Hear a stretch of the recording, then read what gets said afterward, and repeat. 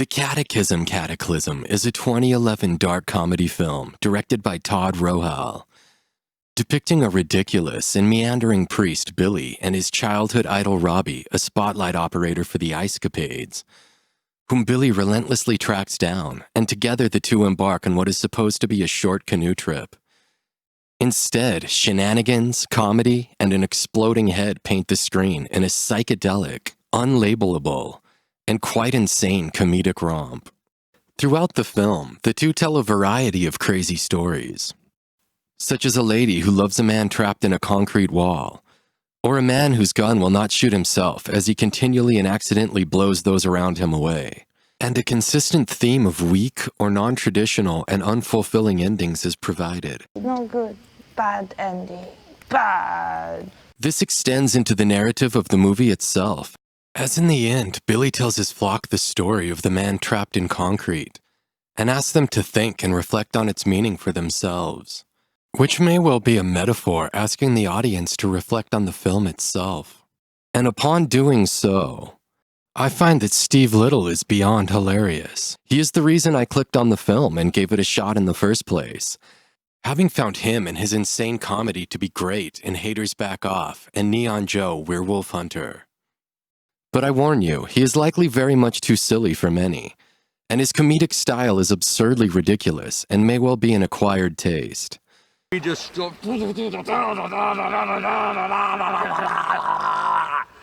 shall rock and roll! Oh, dude, I would have killed to see that. Steve leads the film with his comedic stylings, driving Robbie nuts, as both are developed quite well. Robert Longstreet as Robbie is acted very well. He is both humorous and an emotionally deeper character than Billy. It is slowly revealed that Robbie has turned his back on his music and his writing, of which Billy was his only true fan. It is also hinted Robbie does not see his kids often, as the pictures he has are 7 years old, and he lives his life on the road. He has had many women in the past, and in fact does not remember Billy at all, Billy being the younger brother of one of his old girlfriends. Billy is possibly on a similar path, losing his ability to priest well and finding little satisfaction in the church and his role, telling useless parables with little meaning. How does this pertain to our discussion on Deuteronomy? Father William, where does Christ's word come into this story? Well, it was more of a joke story for older people. But what's its significance? Whose endings are quite lacking, much like Robbie's. As the movie develops, the characters are fleshed out and defined. And when the psychedelic and beyond hilarious Huckleberry Finn desu. Tom Sawyer desu. Jim desu. Huckleberry Finn, Tom Sawyer, Jim desu. save them after they melt down and throw their chicken tenders in the river and smash their beer, it is around here things begin to look up. I began to believe Robbie and Billy would find happiness, especially as Robbie begins to open up to Billy and really begins to appreciate and like him. Then Huck Finn and Tom Sawyer blow Robbie's head up. They give him a special drink and a weird-looking old-school headset, which initially plays them beautiful music. Before the music becomes too loud, they find the headsets attached to their heads, and as previously mentioned, Robbie's head completely explodes. Billy is then knocked out. He wakes to find Robbie headless, and upon praying to God, Robbie rises with a new rock head placed upon him by Billy, and then falls to the ground as his head is just too heavy to hold up, breaking his new head and again dying. In the end, Billy is renewed and leads his flock with resilience and confidence, telling the tale of the film and asking them to reflect upon its meanings, which, as a perfect song by John Butler plays in the film, reveals that if you stray from God, He will fuck you up. And although based on their behavior, I did initially think Tom and Huck were aliens, it does seem somewhat shoved down your throat that nearly everything is religious-based. Overall, while this film is not a horror, it does delve into horror elements. I recommend it to anyone that is a fan of Steve Little, or of very weird, off-the-wall comedies and character-developing films. It is an analysis of two friends telling each other stories, which suddenly delves into a dark and horror-filled world, where Tom and Huck may well be angels of God, or Satan, leveling judgment and death on those who fall short.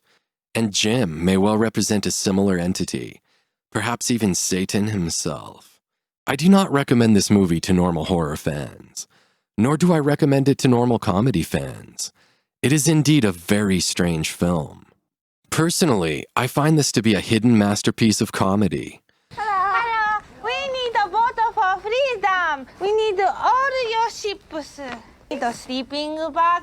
Tent. Toilet paper. Water. Motorcycle. Shampoo. One that remains far too underground for how well it performs.